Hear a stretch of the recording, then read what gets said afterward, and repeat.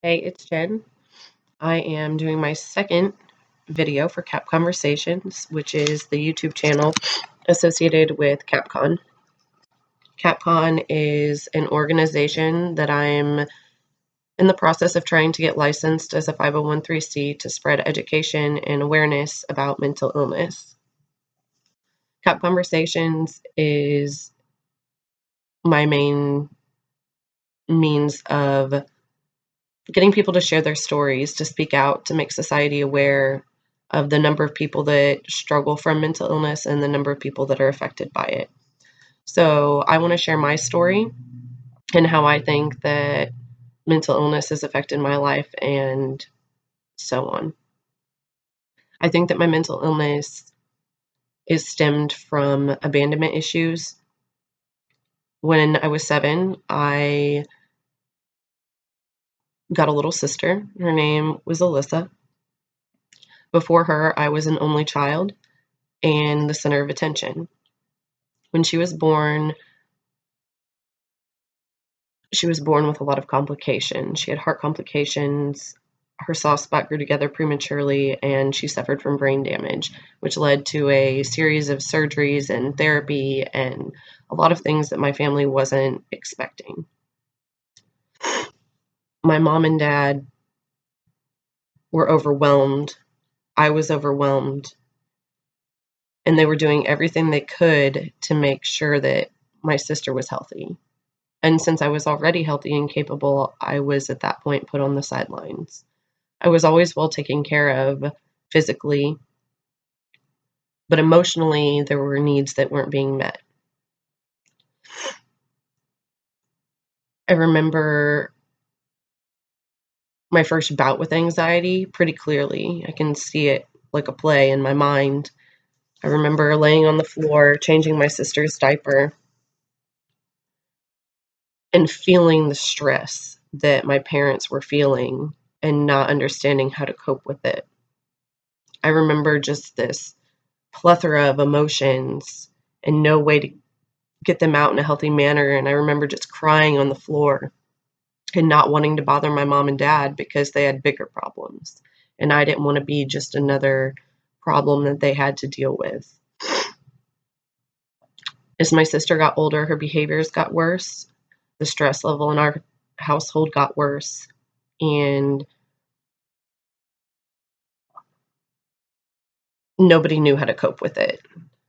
Nobody had been, healthy coping facets weren't something that were talked about.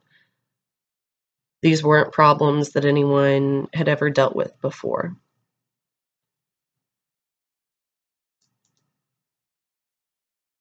So when I was in high school, we used to take shifts with my sister, be up all night cleaning up feces and dealing with battle wounds because she was very aggressive. And then when we would go to school or work, like nothing was wrong. We didn't talk about it. We didn't talk about anything. Communication wasn't a strong suit in my family. Unhealthy coping facets were used in my family. And it was because we were uneducated. My anxiety followed me throughout high school. I remember telling my mom, something's not right. I don't feel level. I can't control my emotions. And she thought it was hormones because what else would it be? If you're not educated on another matter, how can you say, oh, well, maybe this is what you're feeling and let's get you into some counseling? She didn't know why she had those feelings. We were unbalanced, and that's just what it was. I began searching for attention in other places when I couldn't find it in my home life, and overindulged in a way too serious relationship at a very young age.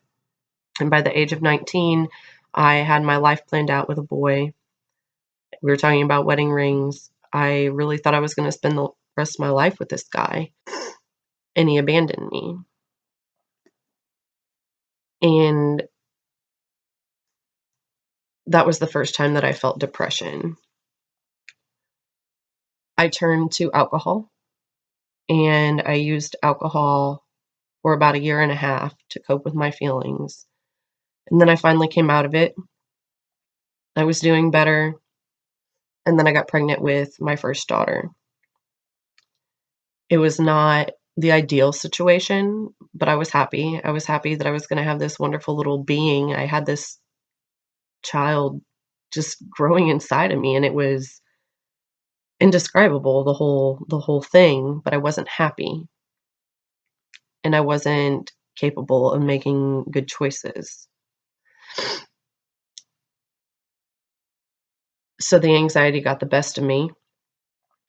I went back to using drugs and alcohol as a coping facet, trying to hide from the reality of my life. Real life wasn't good enough for me. I had to find that high to make me happy.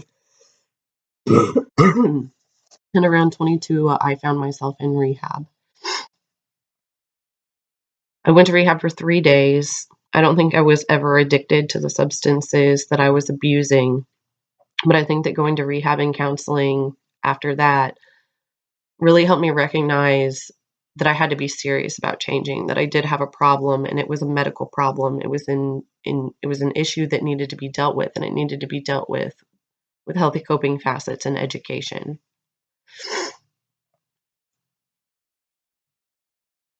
I got back into a relationship with the same guy that I had been way too serious with before.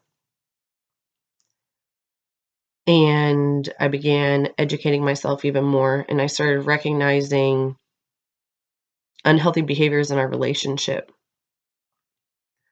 and pointing them out, thinking that, oh, if I point out all of these things, because pointing them out to myself helped me change, I felt like pointing out another person's flaws to them would help them change as well, which isn't right, because you can't change anyone. They have to want to change themselves.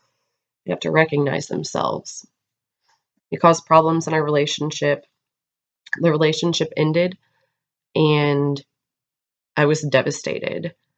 I knew fully well that that was not the correct relationship for me. I knew that we were volatile together, and that my second daughter would not live a very healthy lifestyle, and neither would my first if I continued in those patterns of that relationship. But I was in a spot where I felt really helpless. But I had the education this time. I felt abandoned, and I felt like there was no light at the end of the tunnel, but I knew that it wasn't true this time. And the education, all of the, information that I had let sink in about the psychology of how my mind works and how anxiety and depression works, and if I hadn't looked into how to have a more positive outlook on life and how you can retrain your mind into thinking differently, I think I wouldn't be where I am today. I That was 2 years ago, and this past 2 years, I've made a lot of decisions that a lot of people didn't understand for my mental health.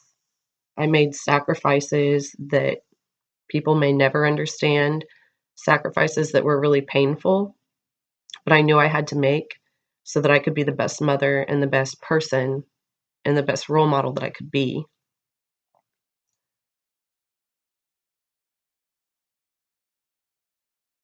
I still, although I'm very educated and moving forward at a decent pace, I still struggle with anxiety and depression. My sister passed away in December, and that was something that was really difficult for me. This is what I'm struggling with right now.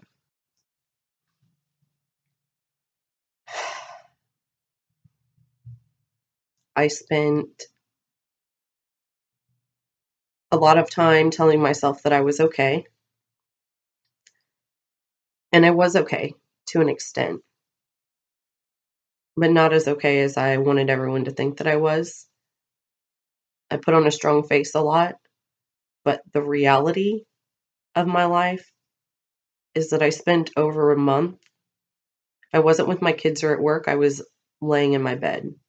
I was avoiding showers, avoiding cleaning my apartment. I couldn't function, and that's what depression does. And although I had all of this education and all of this knowledge, even with all of that, it still got to me, and it brought me down until one day I was laying in my bed and I'd had enough with myself. I thought, it's okay to break down. I deserve to break down. I can grieve. I can mourn. That's fine. It's healthy. But I was unpacking. So I put my stuff back in my suitcase and I picked it up and I walked out the door. Step by step, I'm getting my apartment back together. I'm exercising more. I've made some changes in my life that I noticed were unhealthy. I've really accepted some things. I was relying on drinking again for a few weeks, and I know it's not right. And I think that's when I realized, what are you doing? This is the hardest thing that you've been through in a while. Don't let it get the best of you. You know better. Do better. And so that's what I'm doing. I'm exercising. I'm writing. I'm putting all of this. I have all of this energy. That's what it is. It's just energy that's built up inside of me from all these different emotions and the things that have happened. And I'm taking it and I'm pushing it towards something positive. I'm making changes, positive changes. I wake up in the morning and I tell myself, even though sometimes I don't feel it, I say it, you're strong, you're capable. You'll maintain independence, you'll find higher independence, and you're going to get through this because you are capable and you are strong and you have control over your mind. And I say those things to myself on the daily, throughout the day.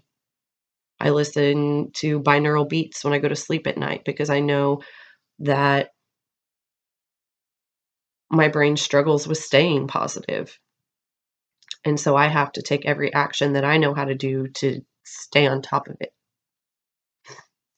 So that's a little bit of a story about my mental illness. It's definitely a nutshell piece. Maybe later we'll get into more specifics. But I hope that this video gives someone else the courage to step up and talk about it and talk about their healthy coping facets. For me, it's getting out in the woods, just laying it all out there. For my mom's been talking to me about her healthy coping facets. She's sewing and she's getting into art and she's making these sketches that are amazing.